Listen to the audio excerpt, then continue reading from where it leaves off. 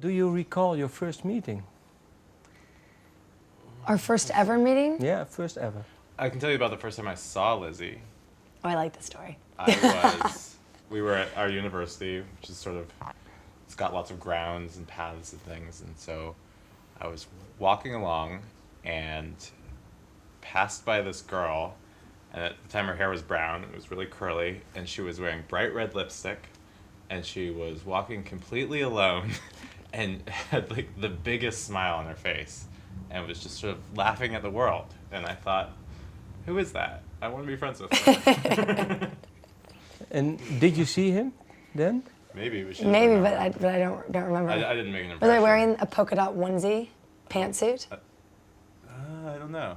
I don't remember what you were I don't know why in my mind that was definitely what I was wearing when you saw it. Let's make that part of the story. That'll be part of the myth. And what was the first time you were actually aware of his existence? Well, Max and I actually took, I think electronic music was the first class, and it was, we had this course at university called electronic music, and it was a class that everyone sort of desperately wanted to get into. Why?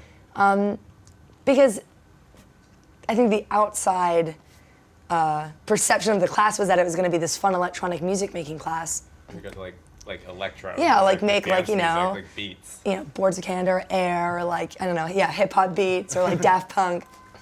And so they had a huge waiting list, but the class only took like 10 people or something. Anyway, I wasn't supposed to be in the class because I was on the wait list, and I just sort of like inched my way into it.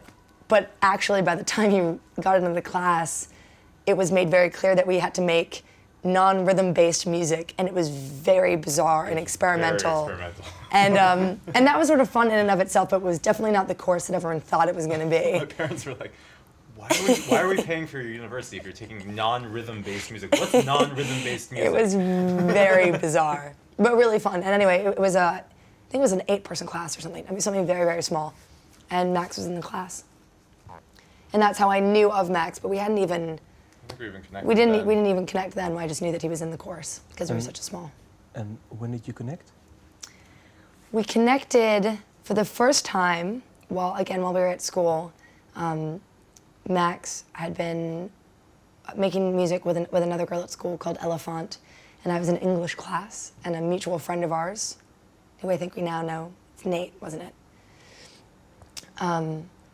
Knew that I was running a record label, and he was like, you should check out this band, Elephant, they're on campus, and they're really dear, and they're really wonderful, and I think you'd really like it. So I went home after class, and I checked it out, and I loved it. It was just really sort of sincere, sweet, sort of folk pop songs. And I was really impressed, and I really liked it, and I think I might have emailed you, and just to say, you know, someone sent me the music, and I really enjoyed it, and if there was anything I could do for him, then I would be happy to sort of be a sounding board. Yeah. And then the next day, we met 10 minutes before a class that we also had together, and that was our first time really talking and meeting.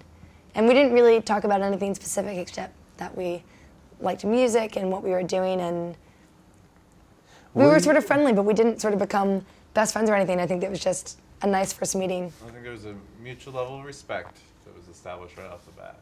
But were you surprised that he was behind that music? Or did you already know when you checked it out?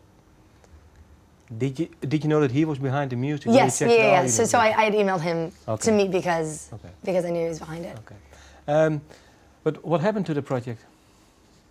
Well, that girl, the girl I was working with was a year younger, and so she was still at school when I graduated.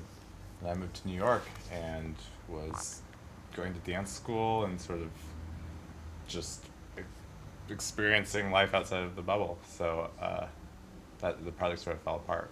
But I've continued working with her on and off, just doing some production work for her.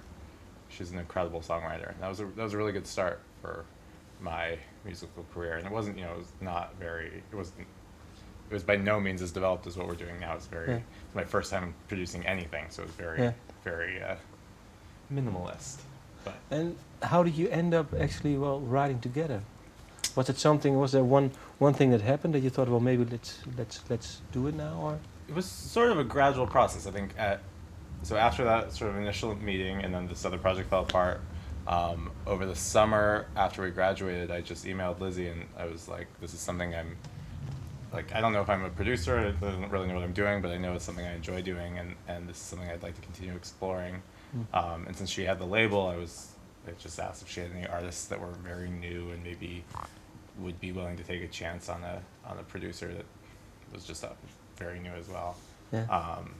And she sent me a list of people, but also said like, oh, I've been writing and I've never showed it to anyone, and she attached this track to that.